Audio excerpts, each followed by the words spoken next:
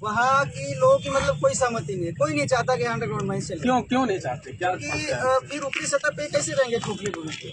पानी की सबसे बड़ी समस्या हो जाएगी और भूमि धंस सकती है, जहरीली गैसों का खतरा है।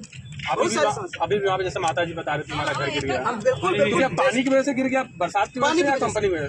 कंपनी पानी निकाल रही है। कंपनी पानी निकाल रही है। वो भी उसको तहसीलदार सर के द्वारा मना किया गया था कि पानी नहीं निकालना, फिर भी जबरदस्ती पानी निकाल रहे हैं हम लोग। 4-5 घर गिरे हैं। जो प्रशासन से आप लोगों की लगातार बातचीत हो रही थी, क्या कुछ आश्वासन मिला प्रशासन ने? क्या कुछ कहा? उनसे आश्वासन मिला था। पिछली बार हम लोगों ने आंदोलन किया था उज्जैनी में ही 20 तारीख को, 20 जुलाई को। उसमें 15 दिन का टाइम मांगा गया था, लेकिन एक भी कुछ निराकरण नहीं किया। मुकदमा कायम कर दिया गया हम लोगों पर, लेकिन वो एक पानी बंद नहीं करा सका। तहसीलदार एसडीएम को तो जैसे वो चपरासी समझता हो अडानी का, चपरासी से भी बदतर स्थिति हो गई उनकी। कोई बात ही नहीं मानते। पूरा पानी लोगों का पूरी बह करके कंपनी से निकल के लोगों की फसल पूरी बर्बाद हो गई। जो बेड़ा धान लगाए तो वो बर्बाद हो गई, पूरा वो भी जाके लोगों के गांव में उसमें फंस गई। घर भी 5 प्रशासन 1 महीने का समय, 15 दिन का लिया था, 1 महीने से ऊपर का समय होगा, 1 महीने में पानी बंद नहीं करा पाया। क्या कुछ मुख्य मांग? इसलिए मजबूरी है कि हम लोग यहाँ पे आए हुए हैं, क्योंकि कलेक्टर के इन लोगों के बस की कोई बात रह नहीं गई, इसलिए हम लोग यहाँ आए। वो कहाँ गए? नहीं, पहली बात तो यही है कि उज्जैनी की जो इंटरनल माइंस है उसको वो कराया जाए, पूरी तरीके से बंद कराया जाए। और अगर उनको उज्जैनी की इंटरनल माइंस चलानी है तो फिर उसको वो लोग अधिग्रहण करें बकायदे। अधिग्रहण करने के बाद उसको लोगों को विस्थापित करें बकायदे, जो उनका उचित लाभ होता है। अब विस्थापित करने के बाद अपना माइंस करो, किसी को आपत्ति नहीं है, ठीक है। दूसरी बात, जो जेपी है, जेपी का जो उन लोगों ने कॉन्ट्रैक्ट किया था शुरू में उनको स्थायी नौकरी देने के लिए, तो वो स्थायी नौकरी तो अभी तक जेपी ने नहीं दिया, कुछ लोगों को दिया था और उनको भी निकाल दिया। तो ये जितने दिन इनको घर बैठाया गया, भाई तुम्हारा अधिग्रहण लेना हो। रीअटैचमेंट एक्ट 2020 ये कहता है कि अगर कोई कंपनी किसी दूसरे कंपनी को देती है या बेचती है अपनी प्रॉपर्टी, तो जो जितने भी वर्कर हैं उनको 1 साल की बकायदे वेतन भत्ता और पूरी सैलरी के साथ ही पहले से दिया जाएगा।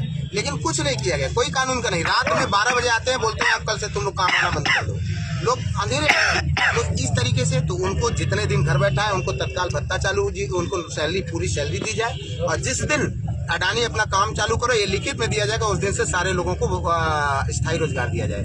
दूसरी बात, तीसरी बात, जो भिरौली का माइंस है, रेलवे लाइन है, वहाँ पे लोगों ने जब पूरी तरीके से 247 को खारिज कर दिया गया है, तो अभी तक प्रशासन ने क्यों नहीं खारिज किया, उसको खारिज करें। चौथी बात, जो पिडरवा बंधा में चल रहा है कि जबरदस्ती का वहाँ लोगों का की जमीन ले ली गई, रोड बना दी गई, काम चालू कर दिया, लेकिन अभी भी विस्थापन वहाँ पर पूरी तरीके से विस्थापन का निपटारा नहीं किया गया है।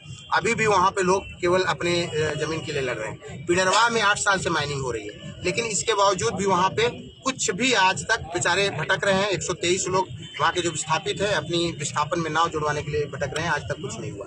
इसी तरीके से आप रिलायंस में देखिए, हर्रावा में रोज रिलायंस का बांध टूट रहा है और बेचारे दहशत में सो रहे हैं। वहाँ पे लोग रात दिन जग रहे हैं, सो नहीं पा रहे हैं और रात दिन दहशत में है। लेकिन वहाँ ओबी पर ओबी जा रही है लोगों के खेते में, लेकिन कोई मतलब नहीं। आज तक उस सही सर्वे भी नहीं हो पाया, ना उनको विस्थापित किया गया, ना उस बांध को सही तरीके से बांधा गया कि कहीं टूट नहीं जाए। कल हमने देखा, कल या परसों फिर से टूटने के कगार में आ गया, दूसरी या तीसरी बार।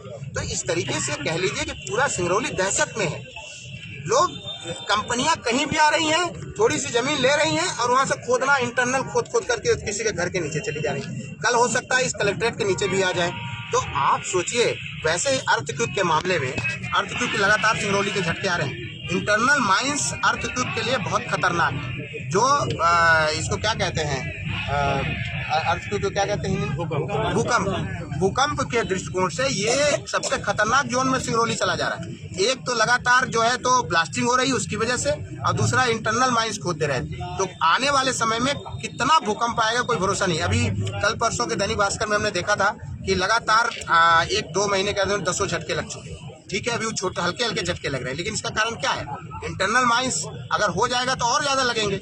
अभी तो हल्का झटका आ रहा है, मतलब गिरने का डर है पूरी तरीके से। डर में लोग जी रहे हैं, पूरे तरीके डर में गिर रहे हैं कि पानी का लेवल पूरा नीचे